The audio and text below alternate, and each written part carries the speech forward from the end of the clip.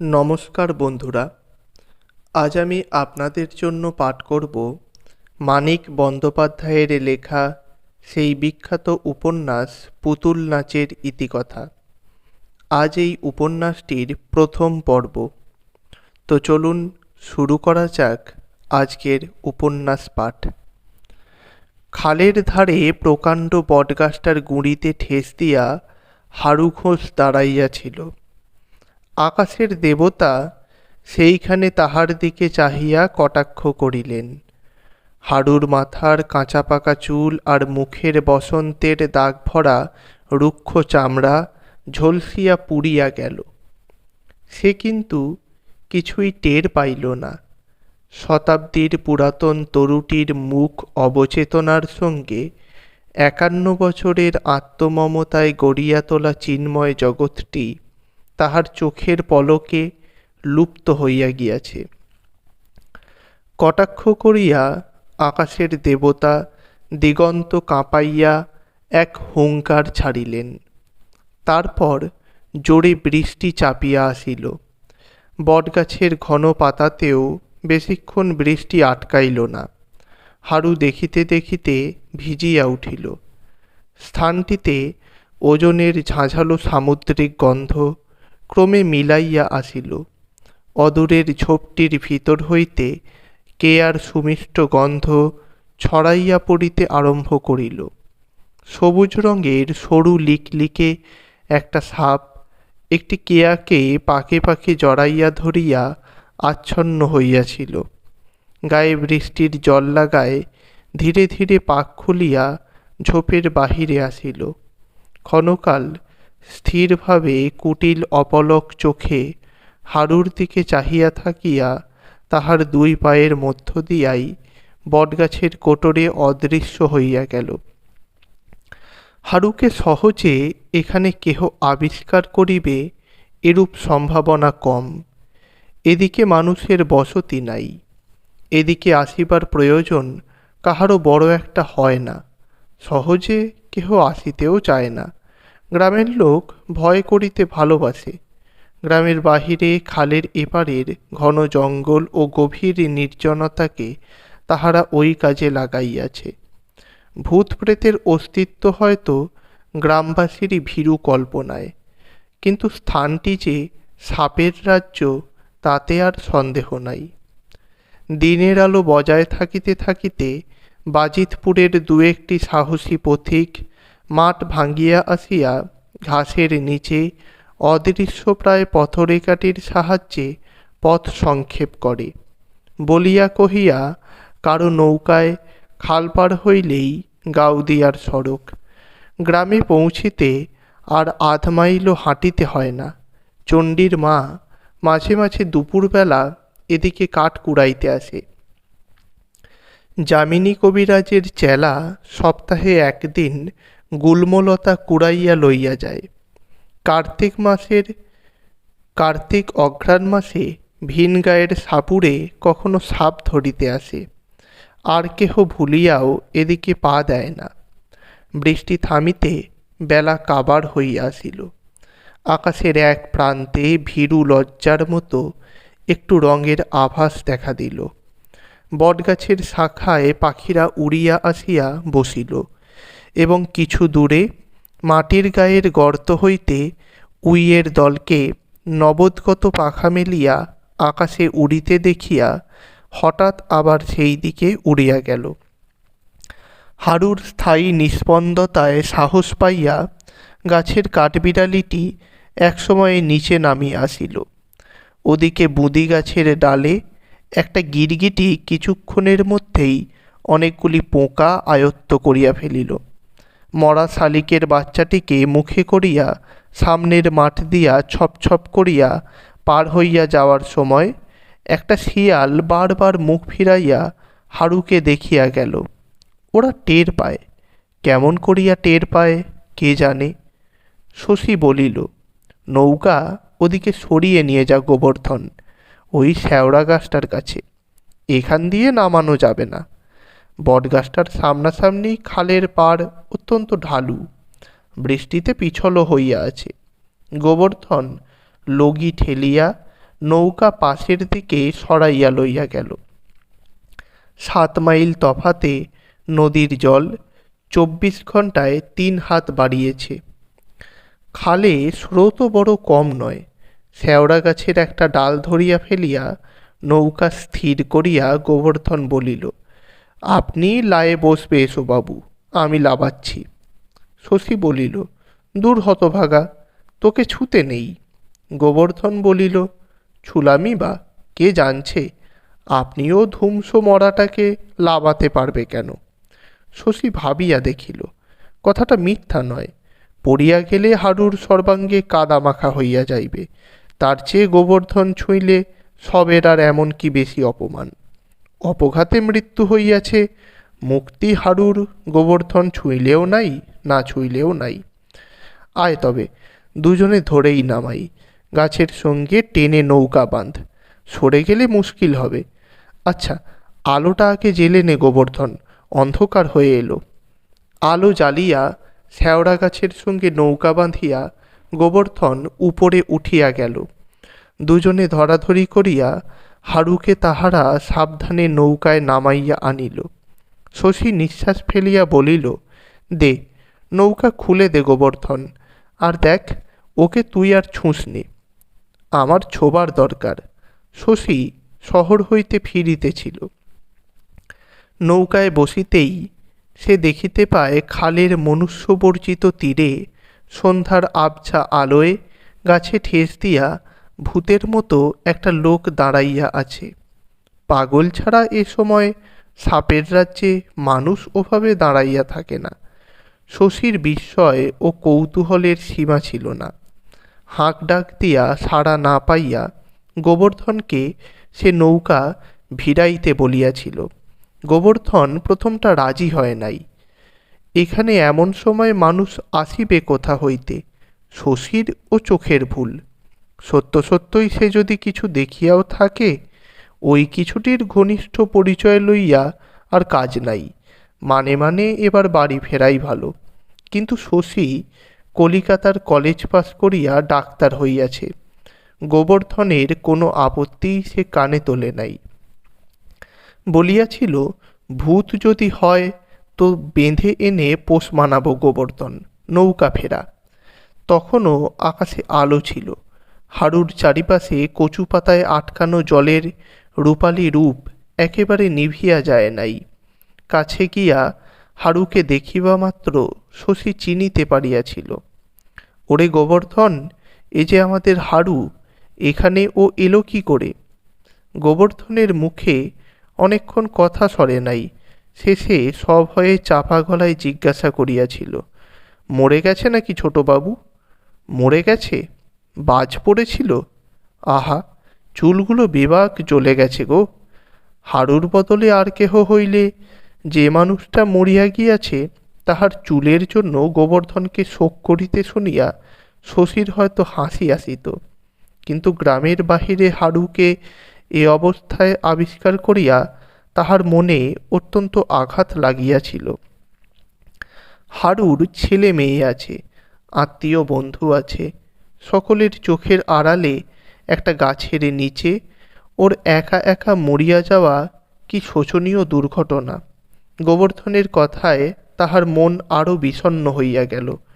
গোবর্ধনের বুকের মধ্যে ঢিপ ঢিপ করিতেছিল। এখানে দাঁড়িয়ে থেকে আর কি হবে ছোটবাবু? গায়ে খবর দিকে চলো। এমনিভাবে ফেলে রেখে চলে যাব গোবর্ধন? তার আর করছো কি? গা থেকে লোকজন নিয়ে ফিরতে ফিরতে শেয়ালে যদি টানাটানি আরম্ভ করে দেয়?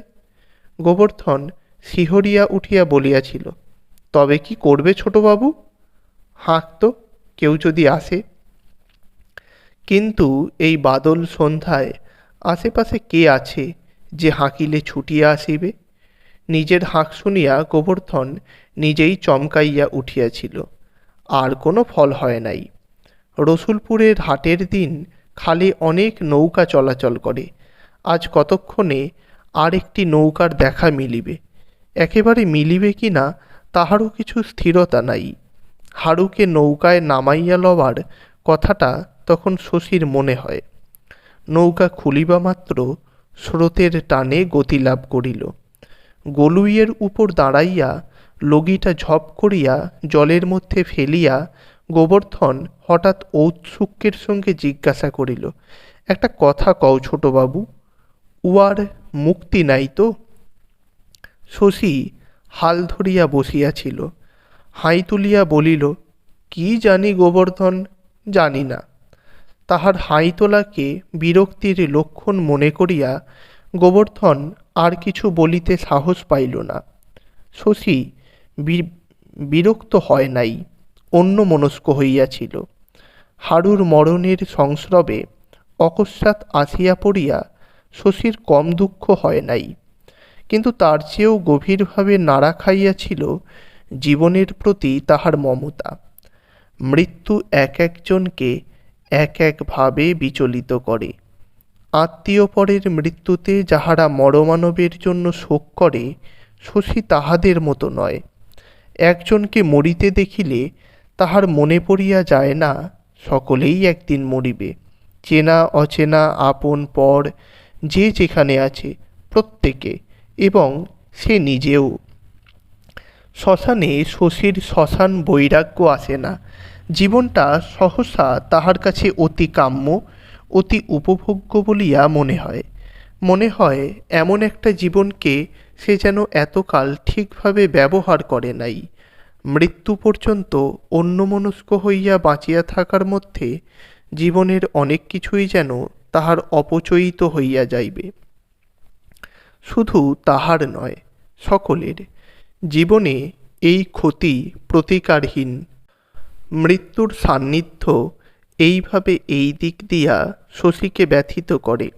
কিছুদূর সোজা গিয়া গাওদিয়ার প্রান্তভাগ ছুঁইয়া খালপুবে দিক পরিবর্তন করিয়াছে। বাঁকের মুখে গ্রামের ঘাট। গাওদিয়া ছোট গ্রাম, ব্যবসা বাণিজ্যের ধার বিশেষ ধারে না। ঘাটও আর কিছুই নয়, কোদাল দিয়া কয়েকটি ধাপ কাটিয়া দেওয়া হইয়াছে মাত্র। ঘাটের ওপরে একটা টিনের চালা আছে। পাটের সময় সেখানে পাট জমাইয়া বাজিতপুরের শশীর ভগ্নিপতি নন্দলালের গুদামে চালান দেওয়া হয়। ৩-৪ ক্ষেপ চালান গেলেই গাওদিয়ার পাট চালানের পাট ওঠে। তারপর সারা বছর চালাটা পড়িয়া থাকে খালি। গরু ছাগল মানুষ যাহার খুশি ব্যবহার করে, কেহ বারণ করিতে আসে না। চালার সামনেই চণ্ডীর মার ছেলে চণ্ডী সারাদিন একটা কাঠের বাক্সের উপর কয়েক প্যাকেট লাল নীল কাগজ মোড়া বিড়ি ও রেকাবিতে ভিজে ন্যাকড়ায় ঢাকা কয়েক খিলি পান সাজাইয়া বসিয়া থাকে। ঘাটে কয়েকটা ছোট বড় নৌকা বাঁধা ছিল, কিন্তু তাদের মধ্যে একটিতেও এখন না আছে আলো, না আছে মানুষ। গোবর্ধনের মনে ভয় ছিল, তাহাকে নৌকায় পাহারা রাখিয়া শশী হয়তো নিজেই গ্রামে যাইতে চাইবে। ঘাটে নৌকা বাঁধিয়াই সে তাই বলিল, আমি তাহলে গায়ে খবর দিগে ছোটবাবু। শশী বলিল, যা, পা চালিয়ে যাস গোবর্ধন, আগে যাবি গোয়ালাপাড়ায়। নিতাই সুদেব বংশী ওরা সবাই যেন ছুটে চলে আসে। বলিস আমি অন্ধকারে মরা আগলে বসে রইলাম। আলোটা তুই নিয়ে যা। যেতে যেতে ঘুরঘুরটি অন্ধকার হবে, পিছল রাস্তা। আলো লইয়া গোবর্ধন চলিয়া গেল। এতক্ষণে সন্ধ্যা হইয়াছে। আকাশ খুঁজিলে হয়তো এখনো একটু ধূসর আভা চোখে পড়ে, কিন্তু অন্ধকার দ্রুত গাঢ় হইয়া আসিতেছে। শশী ভাবিল, আর 15-20 মিনিট দেরি করিয়া বটগাছটার কাছে পৌঁছিলে হারুকে সে ঠাহর করিতে পারিত না।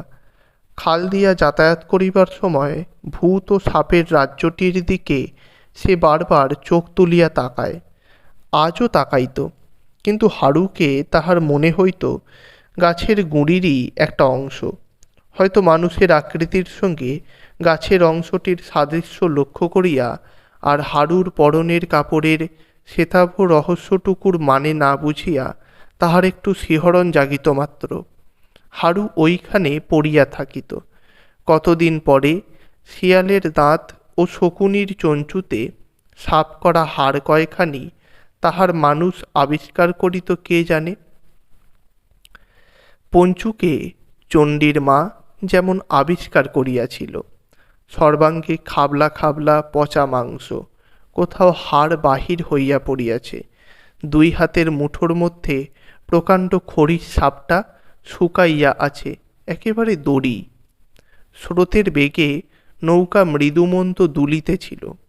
নৌকার গলুইয়ে সে দোলন একটা জীবন্ত প্রাণীর অস্থিরতার মতো পৌঁছিতেছে। নড়িয়া চড়িয়া শশী একসময় সোজা হইয়া বসে। মনে একটা বিড়ি ধরাইবার ইচ্ছা জাগিতেছিল, কিন্তু সেটুকু উৎসাহও সে যেন পায় না। তাহার চোখের সামনে চারিদিকে ক্রমে গাঢ় অন্ধকারে ঢাকিয়া যায়। তীরের গাছগুলি জমাট বাঁধা অন্ধকারের রূপ নেয়। জলের উপর জনহীন নৌকা কখনো হালকা ছায়ার মতো আলগোছে ভাসিতে থাকে। মাথার ওপর দিয়া অদৃশ্য প্রায় কতগুলি পাখি শাঁ শাঁ শব্দ করিয়া উড়িয়া যায়। চারিদিকে জোনাকি ঝিকিমিকি করিতে আরম্ভ করে। এত কাছেও হারুর মুখ ঝাপসা হইয়া যায়। তাহার মুখখানা ভালো করিয়া দেখিবার চেষ্টায় ব্যর্থ হইয়া সে যে মরিয়া গিয়াছে, এই সত্যটা শশী যেন আবার নূতন করিয়া অনুভব করে। ভাবে, মরিবার সময় হারু কি ভাবিতেছিল কে জানে। কোন কল্পনা, কোন অনুভূতির মাঝখানে তাহার হঠাৎ ছেদ পড়িয়াছিল। মেয়ের জন্য পাত্র দেখিতে হারু বাজিতপুরে গিয়েছিল, এটা শশী জানত। পথ সংক্ষেপ করিবার জন্য ওই বিপথে সে পাড়ি জমাইয়াছিল। পথ তাহার সংক্ষিপ্তই হইয়া গেল, পাড়িও জমিল ভালোই। ঘণ্টা দুই পরে গোটা তিনেক লণ্ঠন সঙ্গে করিয়া হারুর ৭-৮ জন স্বজাতি আসিয়া পড়িল। নিস্তব্ধ ঘাটটি মুহূর্তে উঠিল মুখরিত হয়ে। শশী সাগ্রহে জিজ্ঞাসা করিল, নিতাই এসেছ নিতাই? নিতাই সাড়া দিল, আজ্ঞে এই যে আমি ছোটবাবু। নিতাইয়ের দায়িত্বজ্ঞান প্রসিদ্ধ। শশী অনেকটা ভরসা পাইল। হারুর বাড়িতে খবর দেওয়া হয়েছে নিতাই। হয়েছে ছোটবাবু? আলো উঁচু করিয়া সকলে তাহারা ভিড় করিয়া হারুকে দেখিতে লাগিল। গোবর্ধনের কাছে ব্যাপারটা তাহারা আগাগোড়া শুনিয়াছিল, শশীর কাছে আর একবার শুনিল। তারপর ঘাটের খাঁজের উপর উবু হইয়া বসিয়া আরম্ভ করিয়া দিল জটলা। কিছুক্ষণের মধ্যে শশীর মনে হইল হারুর পরলোকগমন ওদের কথার মধ্যেই এতক্ষণে শোচনীয় হইয়া উঠিতেছে। বর্ষণক্ষান্ত বিষণ্ণ রাত্রে কালিপড়া লণ্ঠনের মৃদু আলোয় হারুর জীবনের টুকরো টুকরো ঘটনাগুলি যেন দৃশ্যমান ছায়াছবির রূপ পরিগ্রহ করিয়া চোখের সামনে ভাসিয়া আসিতে লাগিল। হারুর পরিবারের ক্ষতি ও বেদনার প্রকৃত উপলব্ধি যেন এতক্ষণে শশী আয়ত্ত করিতে পারিল। সে বুঝিতে পারিল সংসারে হারু যে কতখানি স্থান শূন্য রাখিয়া গিয়াছে।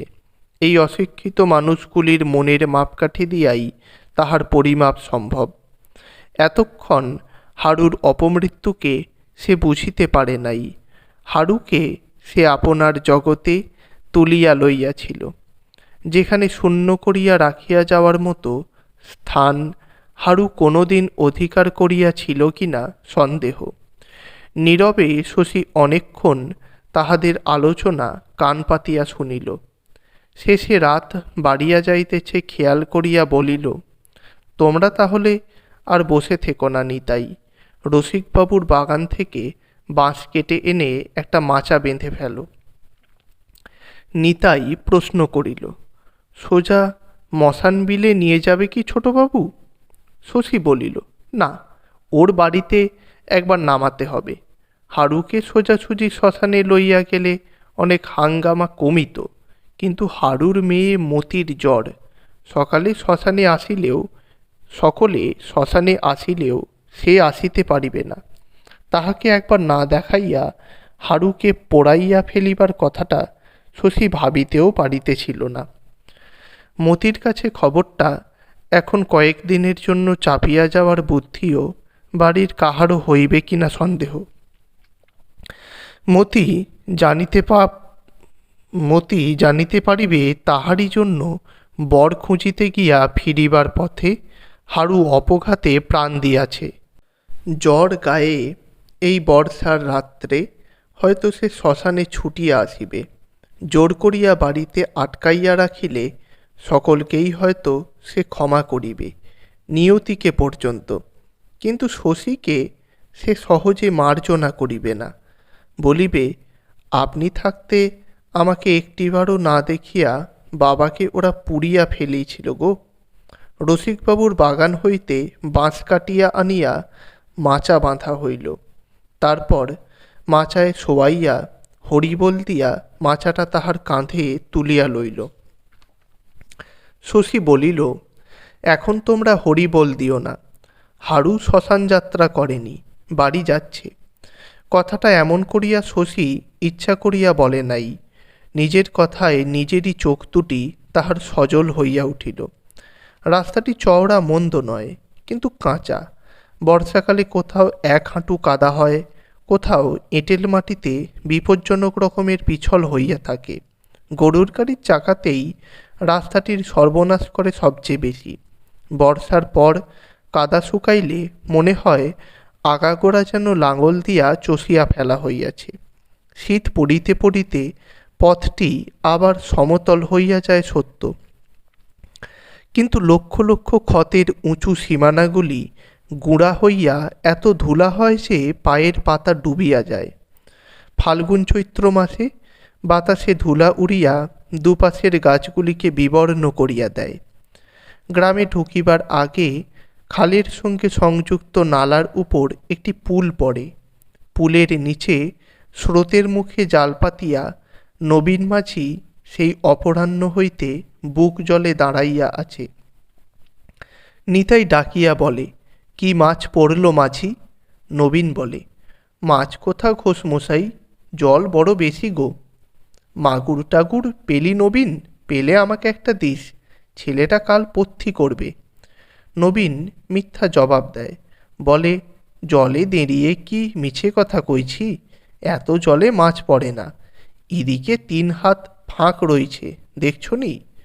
হারুর মরণের খবরটা সে শান্তভাবে গ্রহণ করে, বলে, লোক বড় ভালো ছিল গো, জগতে 70 নেই। তারপর বলে, এই বছর জানো ঘসমশায়, অদেশ তো সবার মন্দ, 3 বর্ষা নামল না, এর মধ্যে জল কামড়াতে লেগেছে। দিন নাই রাত্রি নাই, জলে স্থলে নবীনের কঠোর জীবন সংগ্রাম। দেহের সঙ্গে মনও তাহার হাজিয়া গিয়াছে। হারুর অপমৃত্যুতে বিচলিত হওয়ার সময় তাহার নাই। অথচ এদিকে মমতাও জানে 10 বছরের ছেলেটা বিকাল হইলে পুলের উপর ঠায় দাঁড়াইয়া আছে। জলে নামিয়া বাপের মতো সেও মাছ ধরিতে চায়, কিন্তু নবীন কোনো মতে অনুমতি দিবে না। রেতে লয় বাপ, জ্বর হবে, কাল বিহানে আসিস। বিহানে জল রইবে নি বাবা।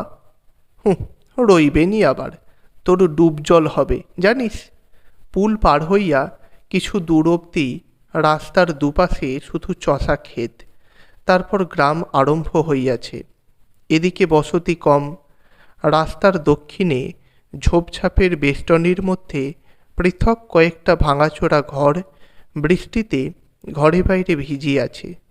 ওখানে 7 ঘর বাগদি বাস করে।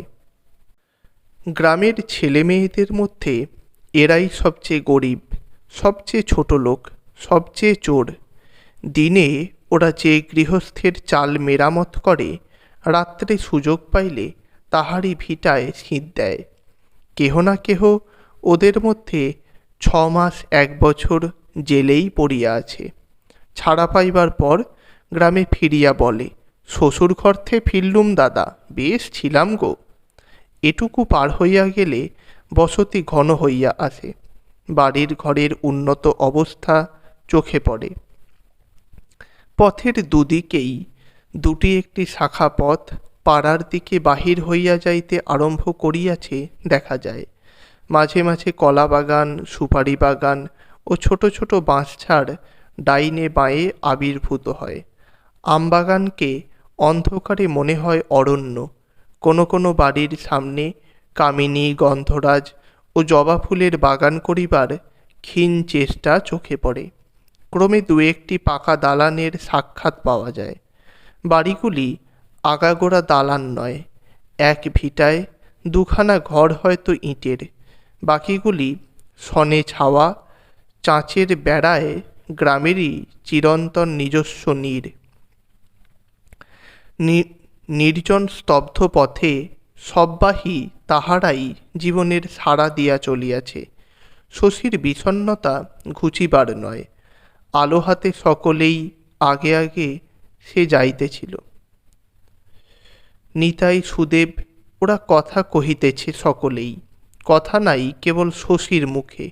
পথের ধারে কোনো বাড়তি আলো জ্বলিতেছে দেখিলে তাহার ইচ্ছা হয় হাঁক দিয়া বাড়ির লোকের সাড়া নেয়।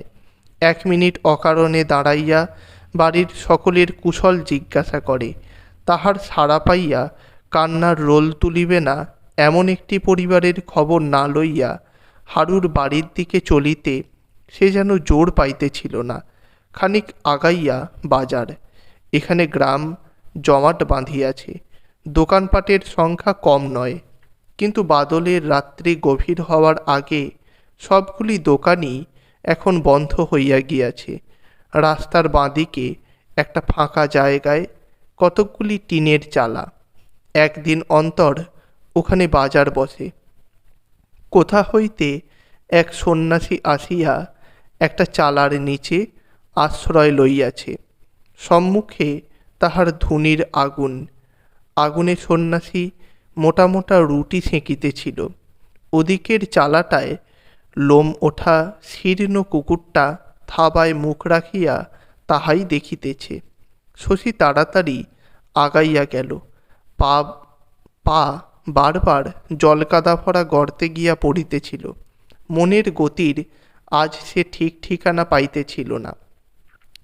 শ্রীনাথ দাসের মুদিখানার পাশ দিয়া কায়েতপাড়ার পথটা বাহির হইয়া গিয়াছে।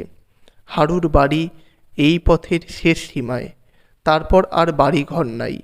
ক্রোশব্যাপী মাঠ নিঃসাড়ে পড়িয়া আছে।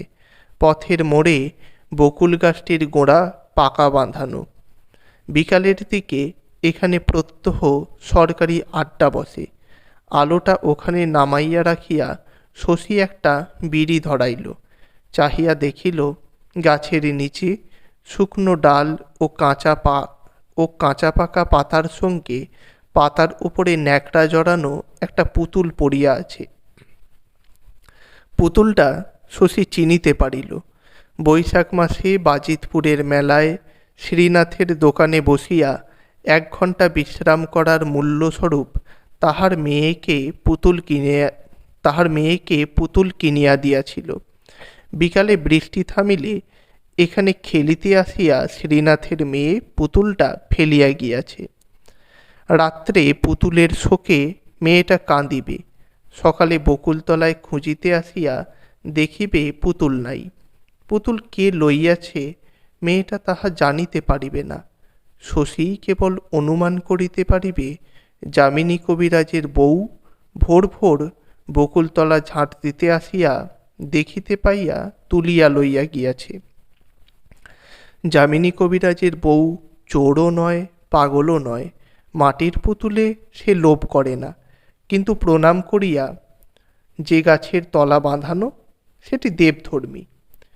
কিন্তু প্রণাম করিয়া মুখ তুলিতেই সামনে অত বড় একটা পুতুল পড়িয়া থাকিতে দেখিলে এ কথা মনে হওয়ার মধ্যে বিস্ময়ের কি আছে যে এ কাজ দেবতার? এই তাহার ইঙ্গিত। পুতুলটি আরও খানিকটা গাছের গোড়ার দিকে ঠেলিয়া দিয়া আলোটা তুলিয়া লইয়া শশী আগাইয়া গেল। বলিল, সাবধানে পা ফেলে চলো নিতাই, আস্তে পা ফেলে চলো। ফেলে দিয়ে হারুকে কাদা মাখিও না যেন। কি রাস্তা! কায়েতপাড়ার সংকীর্ণ পথটির দুদিকে বাঁশঝাড়ে মশা ভন ভন করিতেছিল। যামিনী কবিরাজের গোয়ালটার পিছনটাতে 3 মাসের জমানো গোবর পচিয়া উঠিয়াছে। ডোবার মধ্যে সারা বছর ধরিয়া গজানো আগাছার জঙ্গল এখন বর্ষার টুবুটুবু জলের তলে হাঁপাইয়া হাঁপিয়া বিষাক্ত হইয়া উঠিয়াছে। খানিক দূর আগাইয়া হারুর বউয়ের মরা কান্না তাহাদের কানে ভাসিয়া আসিল। আজ এই পর্যন্তই।